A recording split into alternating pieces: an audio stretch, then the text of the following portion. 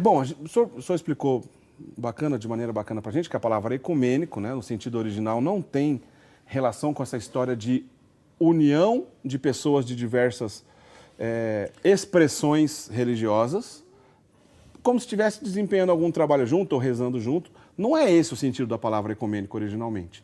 Tem a ver com atingir tudo que se conhece, o mundo todo, todas as regiões, melhor dizendo. Então, o concílio ecumênico é um concílio de todas as regiões, onde a igreja estava presente. Sendo assim, esse concílio Vaticano II, que é o último concílio ecumênico, então, que nós tivemos na história da igreja até hoje, o senhor disse anteriormente para a gente que é um concílio, não é um concílio dogmático, é um concílio pastoral. Na prática, Padre Wander, o fato de ser um concílio pastoral significa que a gente pode olhar para ele e falar assim, ó, já que não foi proclamado nenhum dogma, eu não vou aceitar o que a igreja ensinou aqui. Está correto pensar isso? De maneira alguma, Eric. Primeiro, por quê? Porque a maneira como se vive é a partir de como se crê. A igreja não, nesse concílio, ela não desafirmou, se assim pudéssemos dizer, não contradisse nenhuma afirmação dogmática solene de nenhum concílio anterior. Certo. Preservou todos. Segundo, guardando o depositum fidei, o conteúdo da fé, o depósito da fé, a igreja fez apenas ver como nós vamos transmitir a fé católica a este mundo que está mudando a sua característica, que está se tornando cada vez mais reticente, mais refratário à fé, que está cada vez mais dessacralizado. Posso dizer que está cada vez mais anticatólico. Como levarmos o Evangelho, como levarmos os sacramentos, como levarmos os mandamentos, como levarmos a redenção e a vida em Deus, a vida orante, dentro da qual os sacramentos estão no coração, no centro da vida orante, no centro da vida de oração estão os sacramentos. Como levar isso de uma forma incisiva, forte, arrojada, com a força do Espírito Santo. Como vamos pôr a barca de Pedro no meio de um mar tão enfurecido e fazer com que ela avance com força, pescando, pescando, pescando, pescando, até levar ao porto seguro da salvação. Então ninguém está autorizado a desmerecer, nem desconsiderar. Por quê? Porque a igreja, como mãe e mestra, agora dizendo, vamos avançar por aqui. Conservado o conteúdo, conservado as nossas riquezas, conservado o tesouro da fé, o depósito da fé. Agora nós vamos transmiti-lo partindo para essas realidades e esses expedientes. Isso é para fazer ouvidos mocos? Ouvidos surdos? Atacar a maneira como a igreja quer ensinar agora a levar o evangelho e a redenção é atacar o próprio evangelho e a própria redenção. Eu posso fazer uma comparação super simples ali. Suponhamos que eu tenho o sangue do qual um número enorme de pessoas precisam da transfusão para que vivam. Então eu digo que eu aceito o sangue, mas eu não aceito o veículo lícito que vai transportar o sangue para que o sangue chegue até as pessoas. Qual efeito e qual sentido vai ter, então, eu aceitar o próprio sangue? Porque a verdade estava lá, imutável. Imutável, mas preservadíssima. Mas não aceita a maneira na qual o próprio Deus escolheu para que chegasse a verdade até a gente, né? Até a gente, que é o Concílio Vaticano II. A maneira como agora, nesse tempo, veja, é uma nova evangelização segundo aquilo que a própria igreja definiu, segundo uma metodologia nova, mas a verdade sempre antiga, perfeita e bela. Nova forma de transmissão, que não ataca e não dilui o conteúdo. Veja, eu posso levar esse mesmo sangue de barco, de carro ou de avião. Vai ser o mesmo, não? Claro, claro. Agora, qual dos três veículos vai ser necessário para que alcance o fim ao qual eu pretendo? Que é chegar a todos, sem diluir em nada o conteúdo da fé. Me mostrem, Eric, eu desafio quem está nos assistindo nesse momento. Me mostrem uma única violação do Depositum Fidei, do depósito da fé que o Concílio Vaticano II fez. Aí é claro que muita gente vai grifar umas 200 afirmações dos documentos isoladas, lidas separadamente, e vai colocar exatamente como os protestantes fazem, pegando versículos isolados da Bíblia. Olha, está aqui! Está aqui, olha o que diz aqui a Gaudium et Spes. Olha o que diz aqui a Lumen Gentium, o principal documento do Concílio Vaticano II. A Lumen Gentium, Luz dos Povos. Olha o que diz aqui a Sacrosanctum Concilium, a Optatum Totius sobre... Não, vamos ler no todo.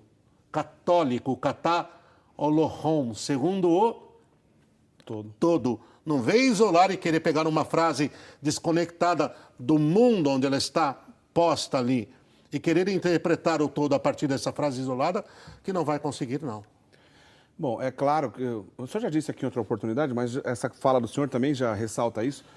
O senhor percebe, de maneira geral, assim, muita gente que atribui falas ao concílio que, na verdade, ele não disse? O que eu aprendi, Eric? Aprendi de sacerdotes bons, hein? Zelosos, com os quais convivi e convívio. Aquilo que é fato. Uma coisa é o que o Vaticano II disse e que ainda não se descobriu. Queria me deter um pouquinho mais nisso, Eric. O que o Vaticano II disse? Até hoje, nós ainda não mergulhamos no que o Concílio Vaticano II disse para valer, que foi o grande esforço de um homem que era o cardeal Joseph Ratzinger, que pegou um pós-concílio, já que estamos nos concílios ecumênicos, hein? O que acontece é que, me permite, no ano de 1972, o bem-aventurado Paulo VI fez uma alocução desde a Rádio Vaticana para todo mundo. Era o ano de 1972. E nesta locução, que ele chamou, é importante. Eu estou dizendo isso, Eric, os nossos amigos em casa já vão entender, porque vai dar uma compreensão única ao que nós estamos aqui tematizando, problematizando. Então, em 72, o bem-aventurado Paulo VI faz uma locução desde a Rádio Vaticano II, desde a Rádio Vaticana, certo, chamada Sede Libero nos Amalo. Sede libera nos Amalo, mas livrai-nos do mal. Onde ele coloca que depois do Vaticano II se esperava uma primavera, uma verdadeira primavera, mas ao contrário disso veio só tempestade. Isso joga contra o segundo Vaticano II? De maneira nenhuma. O que Paulo VI estava querendo dizer é que não estávamos conseguindo mergulhar dentro do que o concílio ensinou e levar isso para frente, colocar isso em prática. Joseph Ratzinger fez um grande empenho com São João Paulo II e depois, como Bento XVI, para que mergulhássemos. Está começando a florescer a compreensão do concílio. Uma coisa é que o concílio disse, está começando a florescer. Outra coisa é o que dizem que o concílio disse. Outra coisa é o que dizem que o concílio dizem. 2. E 3, Eric, outra coisa é o que dizem do concílio. Aí o que dizem do concílio... A coisa vai longe. Vai longe, meu Deus do céu. Então, uma coisa é o que o concílio... O que o concílio disse? Segundo, vale a pena, vocês já fizeram, mas sempre voltar ao tema do Vaticano II. Sim. O contexto em que ele aconteceu, o contexto de pós-guerra, o contexto de Guerra Fria, das duas, o mundo dividido em dois grandes blocos, sim, né? Os países socialistas, por detrás da cortina de ferro, liderados pela União Soviética, naquilo que eles chamaram de Pacto de Varsóvia, e o outro grande bloco, o bloco das nações do Atlântico Norte, o mundo do europeu desenvolvido, mais os Estados Unidos, ok? Outra coisa era isso, um mundo com uma profunda dor e uma profunda chaga ainda deixada pelo ódio do pós-guerra, com muita miséria, com muita fome, com uma devastação já moral em curso, espiritual em curso, severa. E o Concílio Vaticano vem aí. Como é que nós vamos levar a redenção a esse mundo? Dá para entender, Eric? Quer dizer, a grande pergunta que o Concílio quer responder. Como fazer a redenção chegar a esse mundo? Aí alguém vai me dizer assim, desculpa, mas eu estou inflamado, Eric. Não, vai lá. Alguém vai me dizer assim, mas como? Não precisa se perguntar como levar a redenção a esse mundo. É joelho no chão e penitência? Claro que sim. E a vida dos santos, e sempre foi isso. Mas o que a igreja estava falando como mãe e mestra que é como ser mãe e mestra da humanidade nesse momento. Como vamos fazer? De uma forma muito simples e muito objetiva. E aí outra coisa é o que dizem que o Concílio Vaticano diz, e o erro está todo aqui. Eric, eu fiz teologia, e fiz uma teologia lamentável, onde eu estudei, que tive que correr atrás.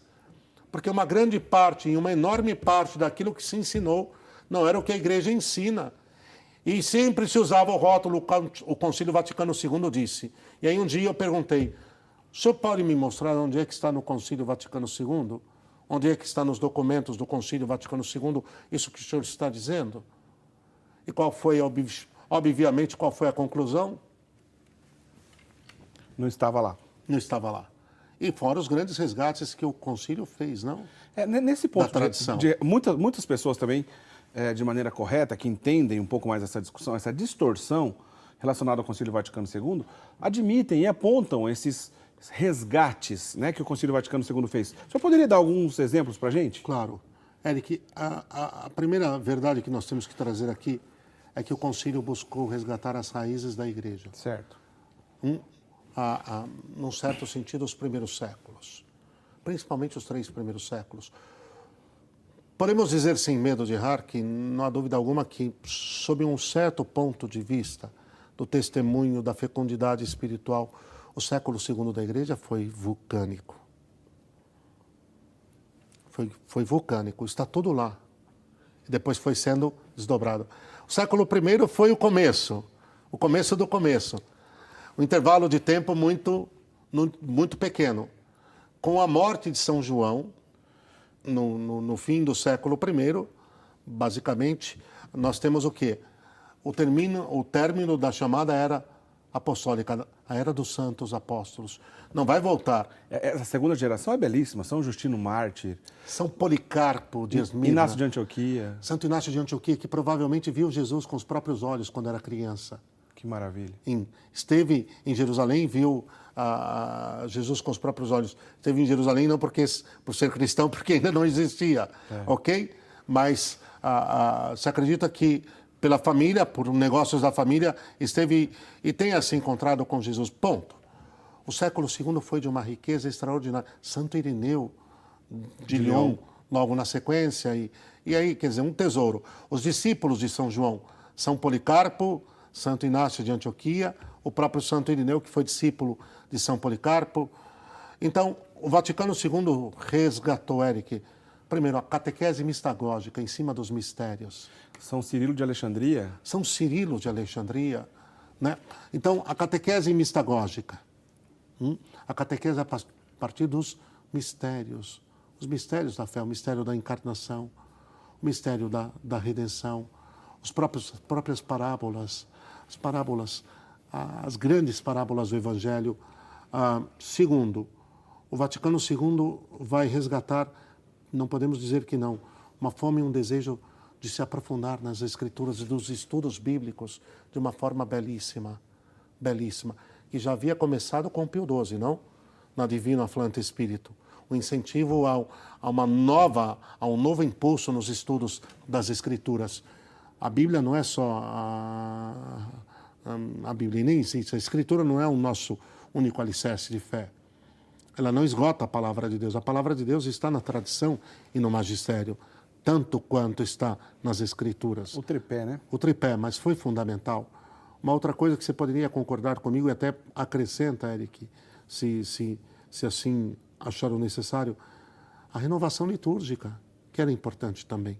Veja, a belíssima e grandiosa liturgia de São Pio V, ninguém tem dúvida da sua beleza, mas que em algum momento também caiu, num certo sentido, num formalismo, não por culpa da liturgia, mas de como se viveu exterior, e que talvez naquele determinado momento uma nova evangelização exigia, sim, um novo ordo misse, em vernáculo, embora já a reforma de João 23 já permitia isso, não? Isso é quase que uma inocência pensar, né, Padre Wander, que alguns tipos de exageros e abusos que acontecem na liturgia atualmente, é quase que uma inocência pensar que só existe na nossa geração Isso aconteceu também em outras gerações e, portanto, antes do Concílio Vaticano II, infelizmente, também acontecia abuso litúrgico. Sem dúvida. Eric, coisas graves. Eu acho que assim, a coesão que a liturgia de Pio V deu, a liturgia da igreja foi positiva, foi. Porque assim, quando foi proclamado o rito de São Pio V, a coisa estava numa bagunça sem fim. Você ia em 10 paróquias distintas e via 10 liturgias distintas. Tá tudo bem. Foi um up, vou usar um termo um pouco moderno, de qualidade, de unidade foi. Sem dúvida. Mas já na reta final, no momento do Concílio Vaticano II, a própria maneira como se celebrava a liturgia de São Pio V já estava desgastada em muitos lugares. Isso se pode comprovar. Está na cara, é claro, é óbvio isso. Às vezes, meramente de forma exterior ritualística, desculpe, chutada. E o senhor bem disse, a culpa não era do rito antigo, que é Não, santo e belo, belo. e nem a culpa é do rito novo, que também é santo. Não, é isso. É isso, quer dizer, aí depois a pessoa pega alguns erros, alguns escabros que acontecem na liturgia de Paulo VI, a culpa é na liturgia de Paulo VI. Mas me pegue o missal e me vá nas rubricas e me mostre um único lugar onde as rubricas autorizam a fazer aquilo que está sendo feito. Mas, obviamente, não vão encontrar, né? Não tem A como. questão está aqui, é um pouco aquilo que eu aprendia de um sacerdote muito querido. Faz o que está em vermelho e reza o que está em preto. Ponto final. Ponto. Resolveu, Eric? Mas quem faz isso? Pois é. Ele dizia exatamente com essas palavras. Faz o que está em vermelho e lê o que está em preto. Claro que não é isso. É põe amor, põe fé, põe piedade, põe calor, derrama o coração ali. Agora, querer atribuir ao Concílio Vaticano II uma série de bagunças a posteriori é de uma forçosidade, de uma injustiça, é de uma falta de clareza e de honestidade diante da realidade que dói.